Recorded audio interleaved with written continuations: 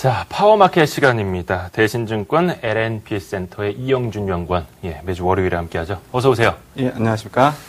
점심 식사 맛있게 하셨나요? 예, 맛있게 먹었습니다. 점심 먹으러 가는 길에 이 뉴스가, 픽 뉴스가 발생을 해서 오사마 빈 라덴의 사망 소식입니다.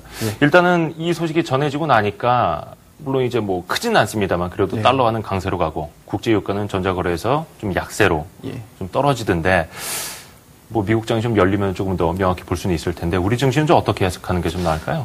예, 뭐 일단 먼저 오늘 S&P 500이나 아니면 나스닥 선물지수를 보면 좀 예측이 가능할 텐데 빈라덴의 사망 소식이 전해진 이후에 이제 상승했다가 지금은 더 이상 상승폭을 확대는 하지 못하고 있는 모습입니다. 한 0.7%씩은 올라가고 있네요, 그래도.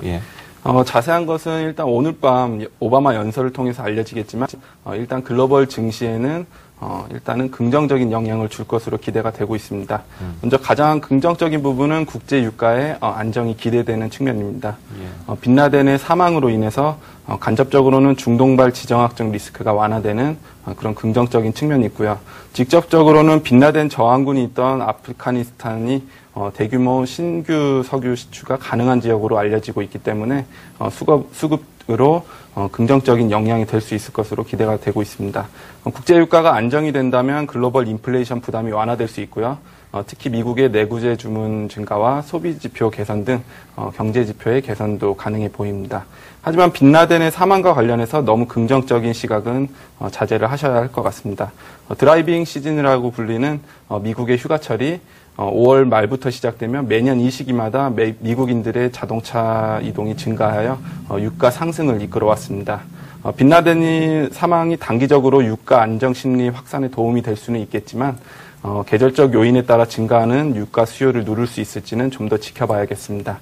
그리고 가능성은 낮지만 테러군의 보복 행위가 발생한다면 호재가 아닌 악재로 바뀔 가능성도 열어둘 필요가 있겠습니다. 이미 미국 정부는 해외여행 중인 자국민들에게 보복성 테러를 주의해달라는 서문을 각국 대사관에 배포하였습니다. 그렇죠. 뭐 최근에 뭐 앞으로 어떻게 변할지 모르겠네요. 물론 이것을 당장 지금 시장은 긍정적으로 이해를 하고 있지만 말씀하셨듯이 추가적인 뭐 보복 테러 위협도 좀 남아 있는 게 사실이니까요. 워낙에 좀 민감한 거여서 이게 또 이제 경제적인 펀더멘털을 좌우하는 것도 아니고 해서 약간 좀 예측하기도 좀 어려운 면이 있습니다. 5일 부동산 대책 위에 있는데 오늘 건설주 물어보는 분들 좀 많은가요? 어떻습니까? 예, 일단 주말에 이미 다 나왔던 내용이기 때문에 그렇죠. 물어보시는 분보다는 이제 향후 전망에 대해서 좀 리스크가 어떻게 될지 물어보시는 분들은 간혹 있었습니다. 한 주말에 이제 이것이 시장에 어느 정도 긍정적인 영향을 미칠까 생각하셨던 분들은 오늘 장을 딱 보고 호재구나 했을 텐데 이제 여기서는 이제 어떻게 보느냐도 좀 궁금하네요. 먼저 좀 그 5일 부동산 대책 그 내용하고 영향을 좀 같이 좀 풀어보세요. 5월 1일 정부는 건설 관련 대책을 발표하였습니다.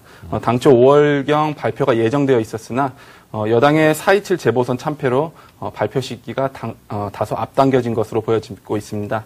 이번 대책을 크게 네 가지로 구분해보면 건설사 PF에 대한 구조조정과 유동성 지원, 그리고 미분양 주택 해소 및 주택 거래 활성화, 그리고 주택 공급 여건 개선, 그리고 마지막으로 민자 사업 활성화입니다. 이번 부동산 대책은 건설 업종의 두 가지는 긍정적이며 한 가지는 다소 부정적으로 보고 있습니다. 긍정적인 면 첫 번째는 정부의 건설 부양 의지입니다.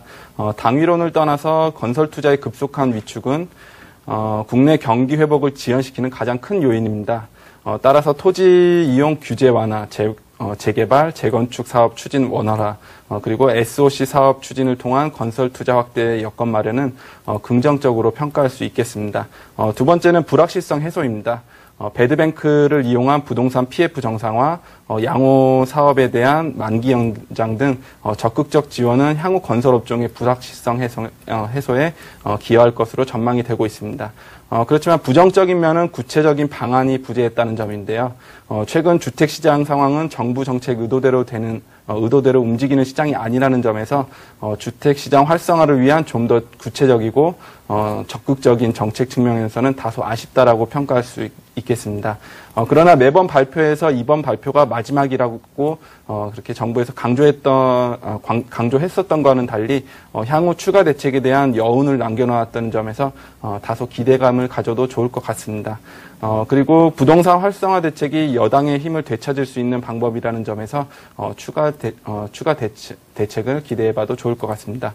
탑픽으로는 대형 건설사 중 해외 부분 수주가 증가하고 주택 부분 리스크가 감소하고 있는 GS 건설을 탑픽으로 꼽고 있고요. 과도한 우려로 크게 저평가되어 있는 우량 중소형 건설사에 대한 관심도 가져보시길 바라겠습니다. 역시 뭐 거의 전문가들 이야기가 크게 다르지 않습니다. 어느 정도 이제 발목을 잡던 건 좀 풀렸고 하지만 국내 주택보다는 해외 건설사와까지 함께하는 대형주 위주로 보자. 알겠습니다. 다음 주제로 한번 넘어가 볼까요? 자, 어떤 것을 볼까요? 비행기 한번 보죠. 오늘 진짜 떴네요. 와샤나항공 뭐 2자릿수 이상 올라가고 있고. 자, 그런데 생각해 보니까 3월 말일에도 한 차례 급등이 있었습니다. 원화는 이제 강세를 보이고 있고 원달러 환율이 좀 떨어지고 국제유가가 좀 조정을 받으니까 한 차례 이제 좀 큰 양봉을 세운 적이 있었는데 사실상 4월에는 항공주가 마이너스 월봉이었고요. 오늘 다시 한번 좀 매기가 몰리고 있는데 자, 지금 시점은 3월 말과 조금 다를까요? 어떻게 보세요?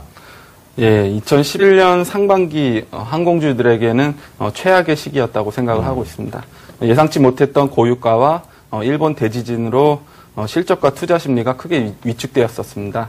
여전히 고유가 상황이 지속되고 있고 일본 지진 영향이 지속되고 있지만 현 시점이 항공주에 대한 관심을 가져야 할 시기가 아닌가 생각하고 있습니다.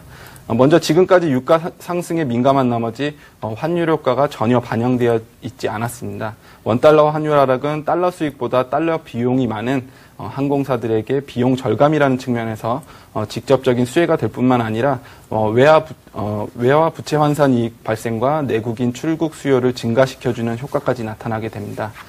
실제로 원달러 환율 하락 시기의 항공주들의 수익률을 보면 2003년 이후 분기별로 볼 때 유가가 상승하고 원달러 환율이 하락하는 경우에는 57% 정도의 확률로 항공주가 코스피 수익률을 아웃퍼폼했습니다. 그리고 유가와 환율이 동시에 하락하는 경우에는 100%의 확률로 코스피를 아웃퍼폼한 만큼 당장은 아니지만 유가 하락기를 대비하여 쌀 때 미리미리 사두자는 관점입니다. 그리고 또 다른 긍정적인 면을 보면 여객기 수요 부분이 최악의 상황을 통과 중이라고 판단하고 있습니다. 지난 3월 11일 일본 대지진 이후 일본 노선의 항공 여객 수요는 3월 감소세로 전환되었으며 4월에도 감소세가 이어질 것으로 예상을 하고 있습니다. 그러나 4월 말 들어서 여객 수요가 증가세로 반전하는 움직임을 보이고 있고 일본을 경유하던 여행객들이 한국을 경유하는 비중이 높아지고 있어서 여행객 수가 바닥을 찍고 개선될 것으로 보고 있습니다. 예상보다 빠른 환율 하락과 여행객 수가 바닥을 찍고 증가하고 있다는 점에서 항공주에 대한 관심을 좀 더 높여야 할 시기가 아닌가 판단되고 있습니다. 사실상 대한항공도 한 6만 7천 원대 넘어서기 조금 더 힘들어하던 주식이었는데 오랫동안 오르지 못하다가 오늘 한 번에 뭐 6, 7% 올라가 버리고 약간은 조금 따라잡기 부담스러워 하시는 분들도 있을 텐데 지금이 항공주의 탈때다. 예. 아직도 일단은 싸다고 보고 있습니다. 아직도 싸다. 이번 연휴에도 보니까 비행기 표가 없더라고요. 예. 아무튼 항공주는 긍정적으로 보시는 거고. 오늘 월요일이니까 일정 매매 빼놓으면 안 되죠. 이번 주는 뭐가 제일 중요합니까? 이번 주 일정 중 먼저 테마와 관련된 일정을 말씀드리면 3일 화요일에는 온실가스 감축을 위한 중점 추진 기술 30개 선정이 지식경제부를 통해 발표될 예정입니다. 같은 날 스타팹리스 육성 프로젝트 추진이 예정되어 있는데요. 시스템 반도체 등 반도체 장비 관련주에 주목하시면 되겠습니다. 그리고 이번 주 테마 일정 중 가장 관심을 가지셔도 될 것 같은 일정은 금요일에 예정되어 있습니다. 지식경제부와 복지부가 공동으로 헬스산업 글로벌 수출 협의회가 예정되어 있는데요. 헬스케어 관련주에 대한 관심을 가져보는 것이 좋을 것 같습니다. 그리고 이번 주 세계 경제 지표 일정 중 관심을 가져야 할 부분은 고용 부분입니다. 전 세계 이목이 이번 주 금요일 미국에서 발표되는 고용 부분에 집중되어 있는데요. 4월 일자리 수는 전월에 비해 다소 줄어든 19만 개 증가가 예상되고 있지만 20만 개 이상으로 발표될 경우 시장의 긍정적인 신호로 인식될 수 있는 만큼 관심을 좀 가지고 지켜보시길 바라겠습니다. 온실가스 감축을 위한 중점 추진 기술 30개 선정, 요거는 내일이고요. 예. 예, 그리고 헬스 산업 글로벌 수출 협의회, 이거는 금요일입니다. 지식경제보건복지부. 예. 이 헬스가 아니라 예. 헬스케어. 헬스케어 산업. 네, 알겠습니다. 이번 주도 혹시나 그럼 일정 매매 생각하시는 분들은 참고하시길 바라겠고요. 대신증권 LNP 센터의 이영준 연구원 함께했습니다. 고맙습니다. 예, 감사합니다. 네, 감사합니다.